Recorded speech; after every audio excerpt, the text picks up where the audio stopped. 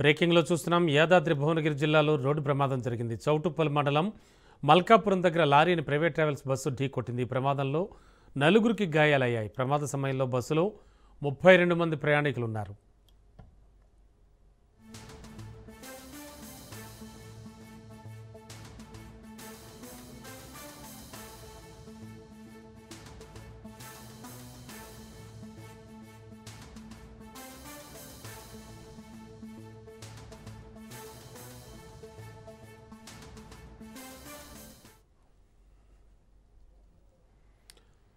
యాదాద్రి భువనగిరి జిల్లాలో జరిగిన రోడ్డు ప్రమాదానికి సంబంధించిన విజువల్స్ చూస్తూ ఉన్నాం. Raj news on screen exclusive. Choutuppal మండలం మల్కాపురం దగ్గర ఓ లారీని ప్రైవేట్ ట్రావెల్స్ బస్సు ఒకటి ఢీకొట్టింది. ఈ ప్రమాదంలో నలుగురికి గాయాలయ్యాయి. ప్రమాద సమయంలో బస్సులో 32 మంది ప్రయాణికులు ఉన్నారు.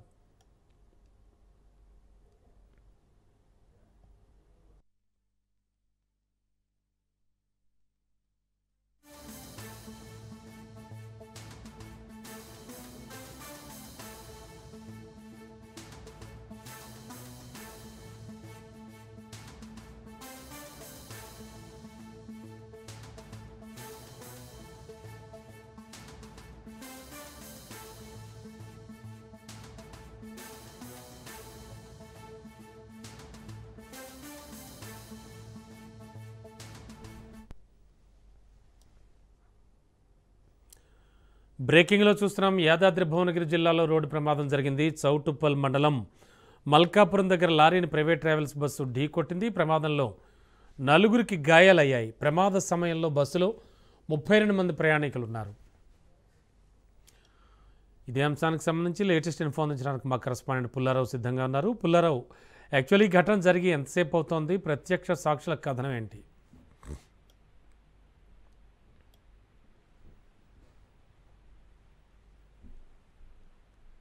హలో.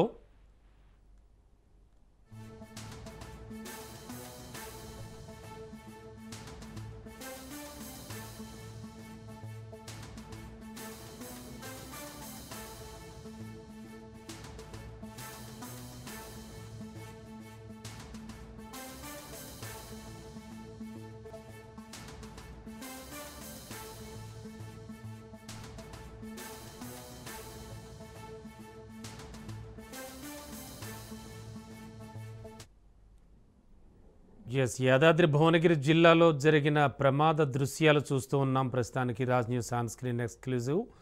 అండ్ ఈ ఘటనలో నలుగురికి గాయాలైనట్లుగా కూడా తెలుస్తోంది.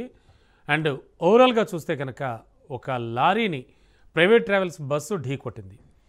ఎస్, ఇదే అంశానికి సంబంధించిన లేటెస్ట్ ఇన్ఫో మా కరెస్పాండెంట్ పుల్లారావు అందించడానికి సిద్ధంగా ఉన్నారు. పుల్లారావు, యాక్చువల్గా ఈ ఘటన జరిగి ఎంతసేపు అవుతుంది? ప్రత్యక్ష సాక్షులు ఏం చెప్తున్నారు? ఈరోజు తెల్లవారుజామున 3 గంటల సమయంలో ఒక ప్రైవేట్ ట్రావెల్స్ బస్సు ప్రమాదానికి గురైన ఘటన యాదాద్రి భువనగిరి జిల్లా చౌటుప్పల్ మండలం దండుమల్పురం వద్ద చోటు చేసుకోవడం జరిగింది. హైదరాబాద్ నుండి 32 మంది ప్రయాణికులతో బయలుదేరినటువంటి ఇన్ఫ్రాసిటీ ప్రైవేట్ ట్రావెల్స్ బస్సు ఈ ప్రమాదానికి గురి కావడం జరిగింది.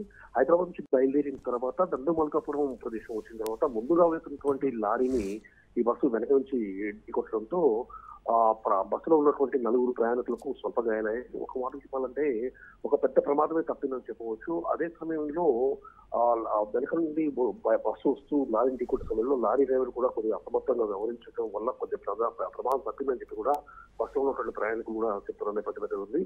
ముందుగా వెళ్తున్నటువంటి లారీని ఓవర్టేక్ చేసే ఉద్దేశం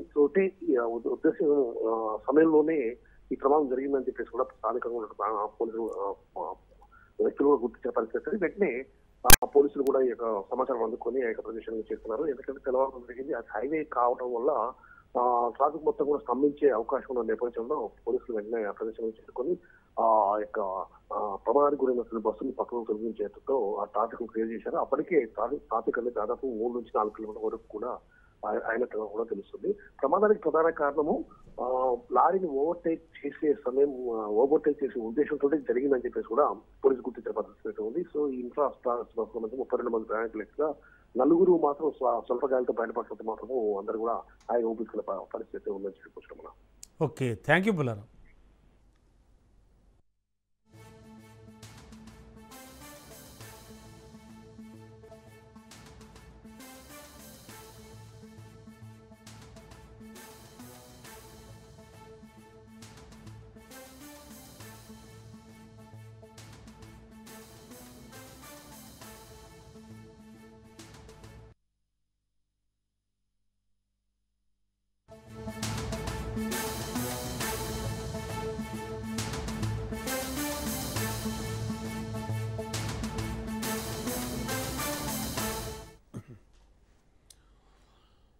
బ్రేకింగ్లో చూస్తున్నాం. పార్లమెంట్ శీతాకాల సమావేశాలకు సర్వం సిద్ధమైంది. అస్త్రశస్త్రాలతో సిద్ధమయ్యారు అధికార ప్రతిపక్ష ఎంపీలు. ఇవాల్టి నుంచి 19 వరకు సమావేశాలు జరుగుతాయి. విపక్షాల సహకారం కోరుతూ కేంద్రం అఖిలపక్ష సమావేశం సైతం ఏర్పాటు చేసింది. పార్లమెంటరీ వ్యవహారాల మంత్రి కిరణ్ రిజిజు నేతృత్వంలో జరిగిన మీటింగ్లో అన్ని పార్టీల నేతలు పాల్గొన్నారు. బిల్లుల ఎజెండాను అన్ని పక్షాలకు అందజేయడమే కాకుండా సభ సజావుగా సాగేందుకు సహకరించాలని, కీలక బిల్లులపై జరిగే చర్చల్లో పాల్గొనాలని కోరింది కేంద్రం.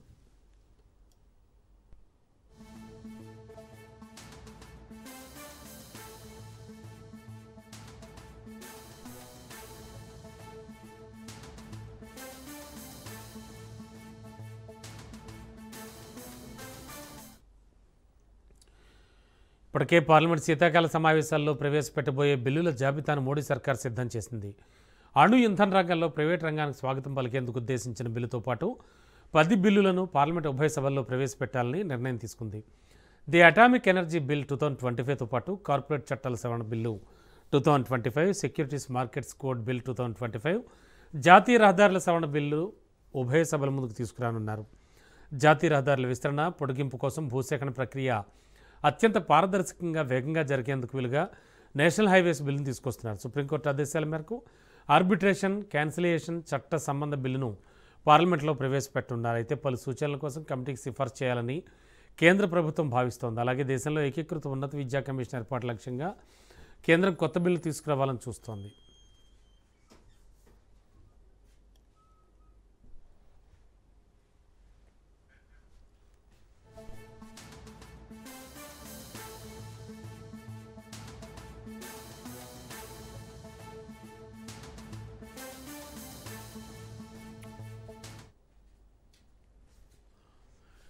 ఇక పార్లమెంట్ శీతాకాల సమావేశాలు వాడివేడిగా జరిగే అవకాశం కనబడుతోంది. ఈ నేపథ్యంలో ఎస్ఐఆర్ 2.0, ఓట్ చోరీ, ఢిల్లీ పొల్యూషన్పై గళమెత్తేందుకు సిద్ధమవుతున్నాయి ప్రతిపక్షాలు.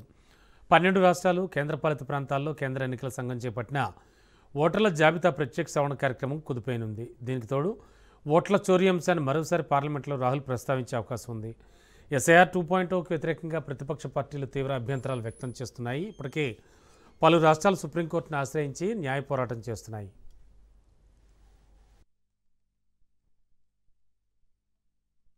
नेशनल हेराल्ड के भ्रष्टाचार और मनी लॉन्ड्रिंग के केस में एक नए एफआईआर को लेकर कांग्रेस पार्टी ने बहुत तीखी प्रतिक्रिया दी है कि सब कुछ झूठ है और फंसाने के लिए किया जा रहा है. ये बहुत ही बेबुनियाद और झूठ के आधार पर बताया गया कमेंट है. देश को आज बताना जरूरी है कि ये केस क्या है. ये पूरा मामला नरेंद्र मोदी की सरकार के आने के पहले का है. ने जो कार्रवाई की उसमें नेशनल हेराल्ड के पूरे इतिहास को देखा गया. आपको मालूम है कि इस पर एक केस प्राइवेट कंप्लेंट हुआ था. बंद होने के बाद 90 करोड़ का लोन था उनके ऊपर. जो चलाते थे इस कंपनी को, जो नेशनल हेराल्ड पब्लिश करती थी, उसको एक नई कंपनी बना कर करके यंग इंडिया लिमिटेड के माध्यम से संभवतः ये सभी जमीनें कांग्रेस सरकार ने दी थी. सरकारी जमीन सस्ते भाव पर, उस पर बड़ी बड़ी बिल्डिंग बन गई.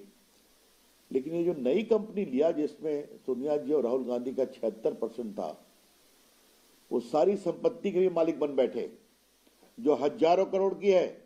तो सिर्फ 90 करोड़ के लोन पर 50 लाख रुपया देकर पूरे एसोसिएट जर्नल को की शेयर होल्डिंग को अपने नई कंपनी में डाल देना और उसके माध्यम से पूरे देश में जितने भी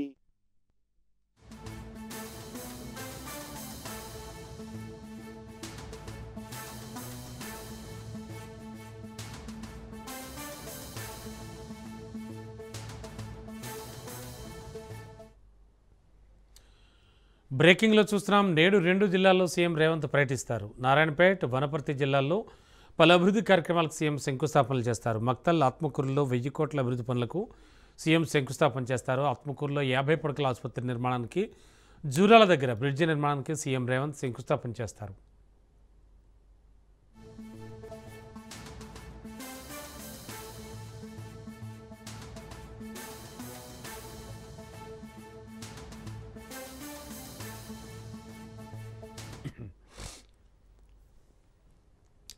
నేడు 2 జిల్లాల్లో సీఎం రేవంత్ పర్యటిస్తారు. నారాయణపేట, వనపర్తి జిల్లాల్లో పలు అభివృద్ధి పనులకు సీఎం శంకుస్థాపనలు చేస్తారు. మక్తల్, ఆత్మకూరులో 1000 కోట్ల అభివృద్ధి పనులకు సీఎం శంకుస్థాపన చేస్తారు. అలాగే ఆత్మకూరులో 50 పడకల ఆసుపత్రి నిర్మాణానికి, జూరాల దగ్గర బ్రిడ్జి నిర్మాణానికి సీఎం రేవంత్ శంకుస్థాపన చేయనున్నారు.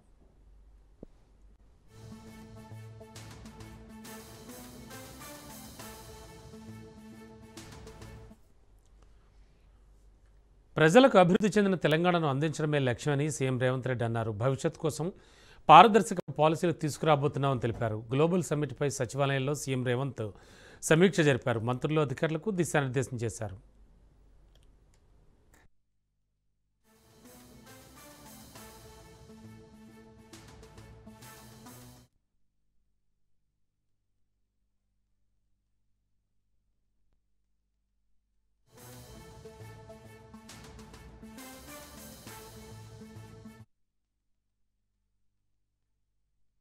ఈ తెలంగాణ రైజింగ్లో 2 ప్రధానమైన అంశాలు ఉంటాయి.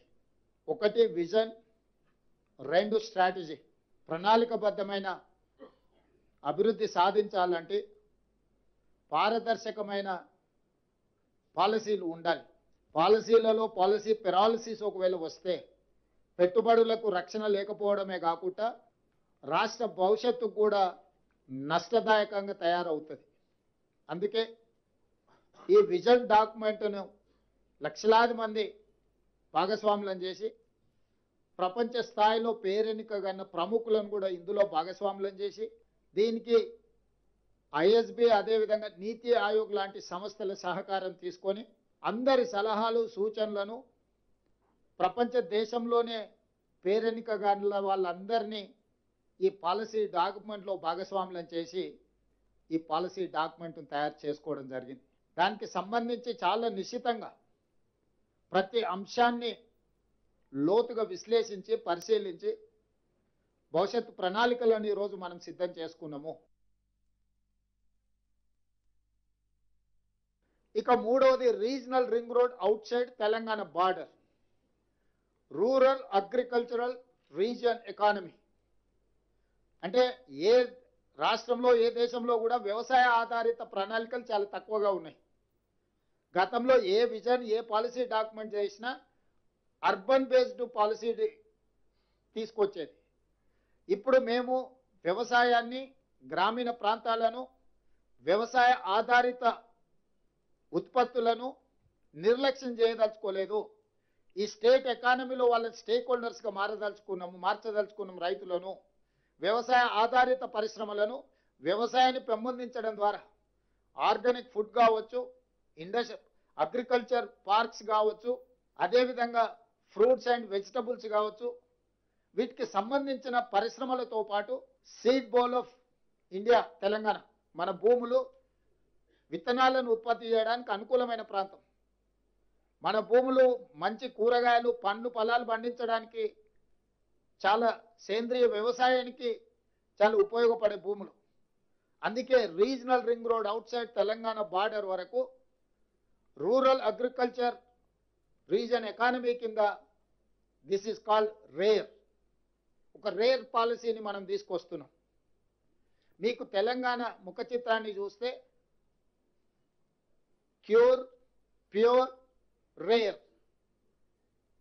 క్యూర్ అంటే core urban region economy, pure అంటే peri urban region economy, rare అంటే రూరల్ అగ్రి రీజన్ ఎకానమీ. ఈ 3 రకాల వ్యవస్థలను, ప్రణాళికల్ని, ఈ అంశాలకు సంబంధించిన వాటి అన్నిటిని కూడా పొందుపరిచి క్రోడీకరించి తెలంగాణ రైజింగ్ 2047 ఒక విజన్ డాక్యుమెంట్ను తీసుకొస్తున్నాము. ఈరోజు నేను ఒకటే మాట చెప్పదలుచుకున్నా. మాకు role model China, Japan, Germany, South Korea and Singapore. ఆ దేశాలు వేగంగా ఎలా అభివృద్ధి చెందినాయి, ప్రపంచ దేశాలలో బలమైన ఆర్థిక వ్యవస్థగా China, Japan, Germany, South Korea and Singapore ఏ విధంగా రాణించినాయో వాళ్ళనే ఆదర్శంగా తీసుకుంటున్నాం. వాళ్ళతోనే పోటీ పడదలుచుకున్నాం. మా పోటీ పక్క రాష్ట్రం ఆంధ్రప్రదేశ్, కర్ణాటకనో, తమిళనాడో, ఇంకో రాష్ట్రమో కాదు. మా పోటీ అభివృద్ధి చెందిన దేశాలే. China, Japan, German, Singapore, South కొరియాతో మేము పోటీ పడదలుచుకున్నాము. వాళ్ళనే ఆదర్శంగా తీసుకుంటున్నాం, వాళ్ళతోనే పోటీ పడదలుచుకున్నాం. ఆయా దేశాల నుంచి కూడా పెట్టుబడులను ఆకర్షించదలుచుకున్నాము. మేము తెలంగాణలో పెట్టుబడులు పెట్టకపోతే భవిష్యత్తులో ఏదో కోల్పోతామని ఆ దేశాల్లో ఉండే బడా పారిశ్రామికవేత్తలు. కాంగ్రెస్ ప్రభుత్వం రైతులు తీవ్రంగా ఇబ్బంది పెడుతోందని మాజీ మంత్రి హరీష్ రావు అన్నారు. సంగారెడ్డి జిల్లా బసవేశ్వర సంగమేశ్వర ప్రాజెక్టులను పక్కన పెడితే ఊరుకోమని, బిఎల్ఆర్ పనులు వెంటనే మొదలు పెట్టకపోతే రైతుల పక్షాన పాదయాత్ర చేపడతామని హెచ్చరించారు. సర్పంచ్ ఎన్నికల్లో కాంగ్రెస్ను ఓడించకపోతే రైతు బంధు పథకం పూర్తిగా బంద్ కావడం ఖాయమన్నారు. మక్కా సోయాబీన్ను ఇప్పటిదాకా ప్రభుత్వం ₹1 విడుదల చేయలేదంటూ ఆగ్రహం వ్యక్తం చేశారు. పంట కొనుగోలు చేసిన 48 గంటల్లో చెల్లింపులు చేస్తున్నామన్న సీఎం 48 రోజులు అయిపోయినా ఇప్పటివరకు రూపాయి చెల్లించలేదని మండిపడ్డారు. సాగు చేసిన భూమికి రైతు బంధు ఇస్తామని చావు కబురు చల్లగా చెప్పారన్నారు. 11 సార్లు రైతు బంధు ఇచ్చామన్నారు హరీష్ రావు. కరోనా కష్టకాలంలో కూడా రైతు బంధును రైతులకు కేసీఆర్ ప్రభుత్వం ఇచ్చిందని తెలిపారు.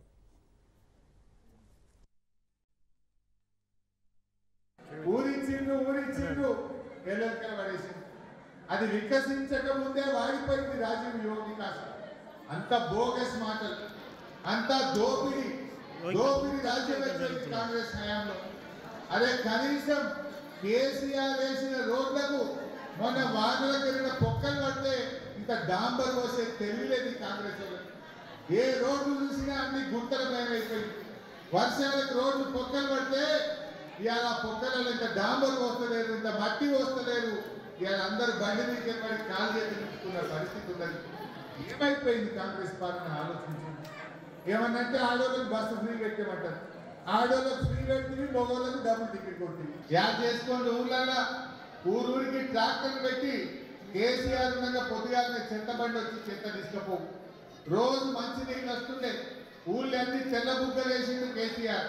ఇప్పుడు కాంగ్రెస్ వచ్చినాక బుగ్గలు వేసుకోవడం లేదు, చెత్త బండ్ల డీజిల్ పోసే పరిస్థితి లేదు, రోజు ట్రాక్టర్ వచ్చే పరిస్థితి కూడా లేకుండా అయిపోయింది. 2 ఏళ్లలో ఒక్కటన్నా మంచి పని కదా. ఏది మాటలు ఎక్కువ, మాటలు తప్ప చేతలు లేవు. ఏమనంటే పోలీసు వాళ్ళని పెట్టుకోండి, పోలీసు వాళ్ళతో కేసులు పెట్టి ఇవాళ భయభ్రాంతులకు గురి చేస్తున్నారు. తెలంగాణ కోసం కొట్లాడిన వాళ్ళం, కాదన్న తెలంగాణ తెచ్చిన వాళ్ళం, కేసీఆర్ వారసులం, కేసీఆర్ బిడ్డలుగా, కేసీఆర్ కార్యకర్తలుగా నువ్వు. కాంగ్రెస్ అగ్రనేత రాహుల్ గాంధీకి బీఆర్ఎస్ వర్కింగ్ ప్రెసిడెంట్ మాజీ మంత్రి కేటీఆర్ బహిరంగ లేఖ రాశారు. సీఎం రేవంత్ రెడ్డి ఇటీవల ప్రవేశపెట్టిన హైదరాబాద్ ఇండస్ట్రియల్ ల్యాండ్ ట్రాన్స్ఫర్మేషన్ పాలసీను స్వతంత్ర భారతదేశంలో అతిపెద్ద భూ కుంభకోణాల్లో ఒకటని ఆరోపించారు.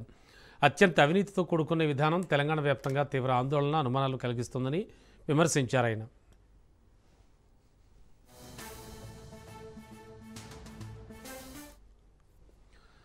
రాష్ట్రంలో జరుగుతున్న అక్రమాల గురించి కాంగ్రెస్ హైకమాండ్కు తెలుసా, లేకపోతే కావాలనే మౌనంగా ఉన్నారంటూ ప్రశ్నించారు. ఈ అవినీతి కారణంగా అత్యంత విలువైన ప్రభుత్వ భూములను ప్రైవేట్ సంస్థలు వాటి అసలు మార్కెట్ విలువలో నామమాత్రపు ధరకే పూర్తిగా సొంతం చేసుకోవడానికి వీలు కల్పిస్తోందన్నారు.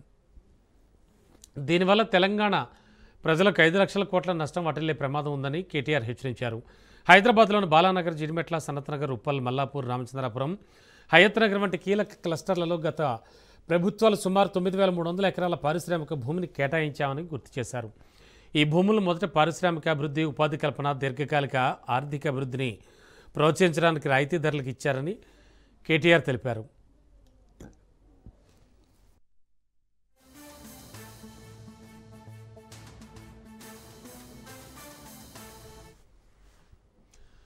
తెలంగాణలో పెద్ద ఎత్తున జరుగుతున్న అక్రమాల గురించి వెంటనే స్పందించాలని రాహుల్ కోరారు. రాష్ట్రంలో జరుగుతున్న 5 లక్షల కోట్ల అవినీతి స్కామ్ని అడ్డుకోవాలని సూచించారు ఆయన. లేకపోతే దేశ చరిత్రలోనే అతిపెద్ద భారీ భూ కుంభకోణంలో రాహుల్ గాంధీ మౌనంగా ఉండడం సరికాదని అన్నారు. రాహుల్ గాంధీ స్పందించకపోతే ఈ స్కామ్లో భాగస్వామ్యం ఉందని, కాంగ్రెస్ హైకమాండ్ అనుమతితోనే 5 లక్షల కోట్ల భూ కుంభకోణం తెలంగాణలో జరుగుతోందని భావించాల్సి ఉంటుందని తెలిపారు. ఈ భారీ అవినీతికి అడ్డుకట్ట వేయాలంటూ కేటీఆర్ డిమాండ్ చేశారు.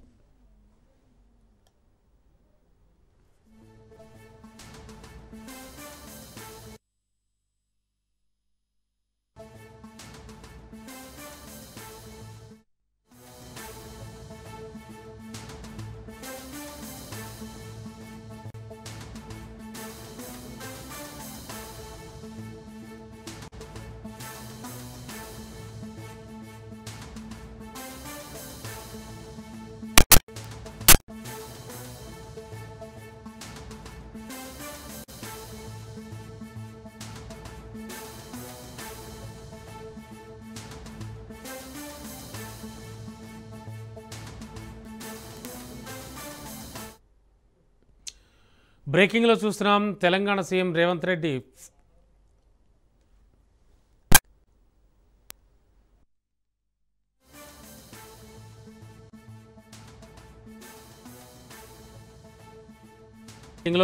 తెలంగాణ సీఎం రేవంత్ రెడ్డి ఫుట్బాల్ ఆడారు. డిసెంబర్ 13న ఫుట్బాల్ దిగ్గజం మెస్సీతో మ్యాచ్ నేపథ్యంలో సీఎం రేవంత్ ఫుట్బాల్ ప్రాక్టీస్ చేస్తున్నారు.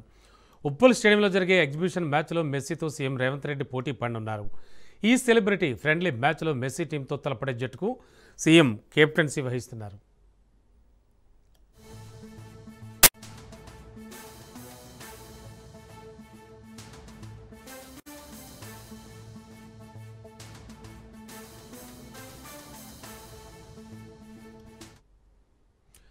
తెలంగాణ సీఎం రేవంత్ రెడ్డి ఫుట్బాల్ ఆడారు. డిసెంబర్ 13న ఫుట్బాల్ దిగ్గజం మెస్సీతో మ్యాచ్ నేపథ్యంలో సీఎం రేవంత్ ఫుట్బాల్ ప్రాక్టీస్ చేస్తున్నారు. ఉప్పల్ స్టేడియంలో జరిగే ఎగ్జిబిషన్ మ్యాచ్లో మెస్సీతో సీఎం రేవంత్ రెడ్డి పోటీ పడతారు. ఈ సెలబ్రిటీ ఫ్రెండ్లీ మ్యాచ్లో మెస్సీ టీంతో తలపడే జట్టుకు సీఎం కెప్టెన్సీ వహించనున్నారు.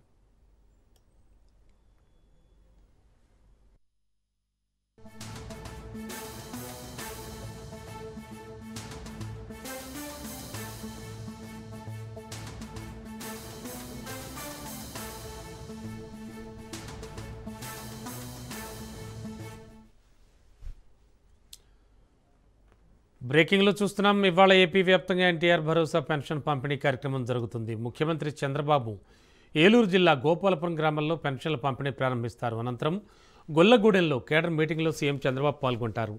పెన్షన్ల కోసం ప్రభుత్వం 2,738 కోట్ల రూపాయలు విడుదల చేసింది.